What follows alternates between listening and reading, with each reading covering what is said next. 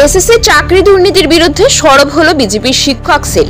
শুক্রবার শিলিগুড়ির বাঘাযতীন পার্কে বিজেপির শিক্ষক সেলের শিলিগুড়ি সাংগঠনিক জেলা উদ্যোগে এক প্রতিবাদ কর্মসূচির আয়োজন করা হয়। মূলত বিকাশ ভবনে চাকরিচ্যুত প্রার্থীদের উপর পুলিশের লাঠিচার্জের প্রতিবাদে এই আন্দোলন।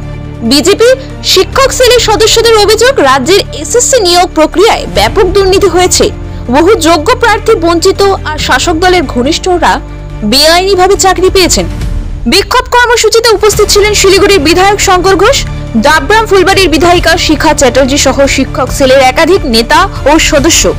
তাদের দাবি, অবিলম্বে তৃণমূল সরকারকে পদত্যাগ করতে হবে। পাশাপাশি এসএসসি নিয়োগে স্বচ্ছতা আনা এবং বঞ্চিত প্রার্থীদের দ্রুত নিয়োগের দাবিও জানানো হয়।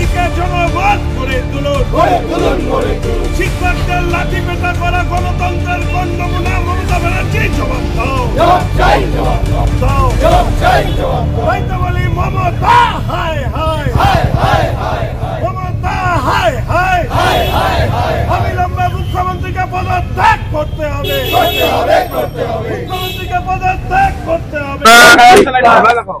বিজেপি টিচার সেলের ডাকে এখানে উপস্থিত হয়েছি আমাদের ডাবগ্রাম ফুলবাড়ির সম্মানীয় বিধায়িকা শ্রীমতী শিখা চ্যাটার্জি, আমি সহ অন্যান্যরা।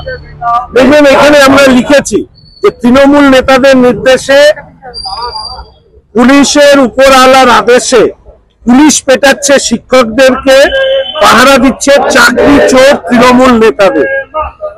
এইভাবে পুলিশ কালকে মেরেছে।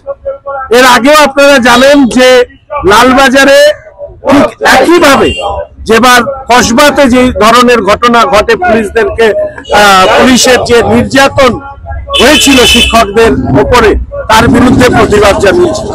আজকে আমি এই শহরে আছি, ফলে আমরা শহরে এই প্রতিবাদ সংগঠিত করছি।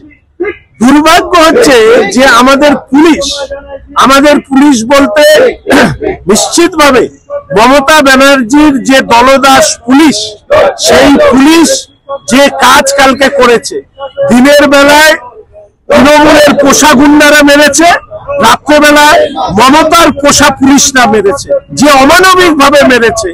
একটা জিনিস প্রমাণিত হয়ে গেল যে শিক্ষকদেরকে যে পুলিশ পেটাচ্ছে, সেই পুলিশই তৃণমূলের চোর নেতাদেরকে পাহারা দিচ্ছে। কারণ তৃণমূলের চোর নেতারা সামনে আসলে চোরেদের যে নেত্রী, তিনি হচ্ছেন রাজ্যের মুখ্যমন্ত্রী। ফলে চোরেদের নেত্রীর মুখোশ যেহেতু খুলে যাবে, সেই জন্য এই কাজটা করা হচ্ছে। আর সাংবাদিক বন্ধুদের সামনে শুধু আমার একটা ছোট্ট ব্যক্তিগত কথা, কালকে দেখলাম বিধাননগর পৌরসভার চেয়ারম্যান সব্যসাচী বাবু এখানে এসেছেন। এসে উনি এই শিক্ষকদের সাথে প্রথমে বচসায় জড়িয়ে যান, বলেন 30 সেকেন্ডে তুলে দিতে পারি।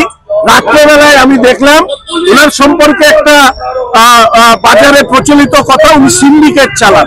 সিন্ডিকেটের ছেলেপেলেরা তারা হচ্ছে ওখানে বিকাশ ভবনে এসছে। এরা হচ্ছে নেতা রাজ্যের, এরাই হচ্ছে তৃণমূল।